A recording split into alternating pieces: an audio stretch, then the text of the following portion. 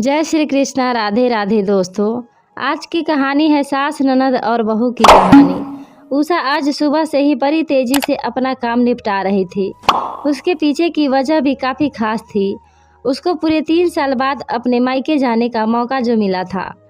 काम करते वक्त वह काफ़ी रिलैक्स थी, क्योंकि सासू माँ ने उससे कहा था कि कुछ दिनों तक रिया, जो कि उसकी ननद थी, नहीं आने वाली है। उसकी यह एक ननद 100 के बराबर थी। उषा शादी करके जब घर आई थी, तब रिया को अपनी बहन की तरह प्यार करती थी, क्योंकि उसे खुद की कोई बहन नहीं थी।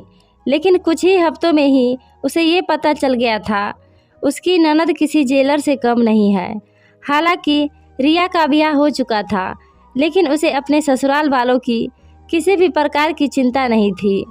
उसे जब जी करता था वह अपने मायके चली आती और मायके वालों पर अपना हुक्म चलाती, खासकर अपनी भाभी पर। वही डिसाइड करती थी वहाँ पर क्या खाना पकेगा, कोई घूमने जाएगा कि नहीं, या जाएगा तो कहाँ जाएगा।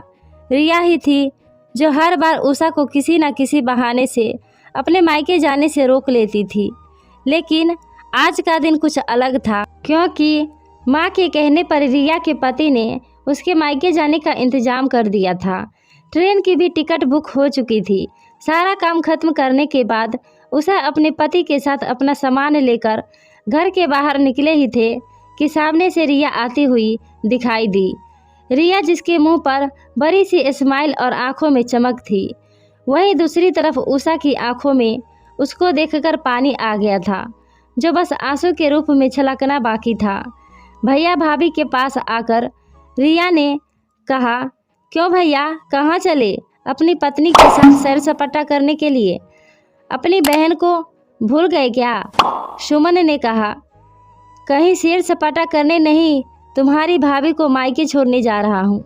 अच्छा, मैं आई और भाभी जाएगी? क्या आपकी पत्नी को मेरा आना पसंद नहीं है? रिया ने भाई भाभी को टोंट मारते हुए कहा। मन में उदासी और आंखों में नमी लिए उषा पलटकर घर के अंदर जाने लगी, क्योंकि उसने मान लिया था कि इस बार भी रिया की वजह से उसके मायके जाना कैंसिल हो जाएगा। लेकिन तभी सामने से उसकी सास आई और बोली, तुम दोनों अभी तक रेलवे स्टेशन नहीं गए क्या? गाड़ी के पीछे दौड़ते हुए जाओगे? रिया बीच में टपकते हुए बोली, यह क्या कह रही हो माँ? मैं आई हूँ और आप भाभी को मायके भेज रही हो? क्या अब आपको मैं इतनी खटकने लगी हूँ? माँ ने रिया को डांटते हुए कहा, तेरा क्या है बेटा? तेरे लिए ये मायका थोड़ी ही है। यह तो तेरे लिए एक प्रवास स्थल है, जहाँ तू जब जी चाहे, जब अपने ससुराल में बोरियत महसूस करे आ जाती है।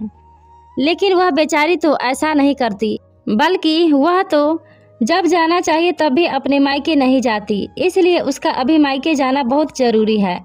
मैं तेरे या मेरे या किसी और की वजह से उसका इस बार मायके जाना बिल्कुल रद्द नहीं होने दूंगी।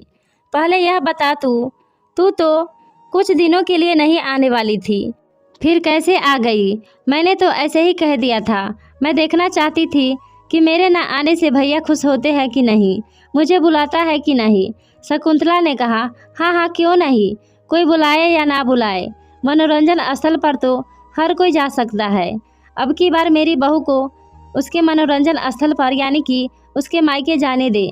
बेचारी ने न सिर्फ अपने भाई की शादी देखी है, और अब तो उसके भाई को बच्चा भी हो गया है। उसका मुंह तक नहीं देखा उसने। उसे भी अपने हिस्से का सुख भोगने दे। माँ ने रिया को फटकारते हुए और उषा की साइड लेते हुए कहा। अपनी सास के मुंह से अपने लिए ऐसे शब्द सुनकर उषा की आंखें छलक गई। उसने अपनी सास को गले से लगा लिया। सास ने अपनी बहू से कहा, बहुत हो गया प्यार, जल्दी जाओ वरना ट्रेन छूट जाएगी। अपनी माँ का बदला हुआ रूप देखकर रिया बहुत हैरान थी। उसे यकीन नहीं हो रहा था कि यह वही माँ है जो उसका हर कहा मानती थी और हमेशा उसका पक्ष लेती थी, चाहे बहू सही हो या गलत। वही माँ अपने मन में अपनी उस दोस्त को धन्यवाद दे रही थी, जो कुछ दिनों पहले उसके घर आई थी और कुछ दिन रही थी, और जाते जाते उसकी आंखें खोल गई थी। सहेली ने उन्हें बताया था कि वह अपनी बेटी का मुंह छोड़ दे, वरना अपने बहू और बेटे के मन में अपनी इज्जत खो देगी।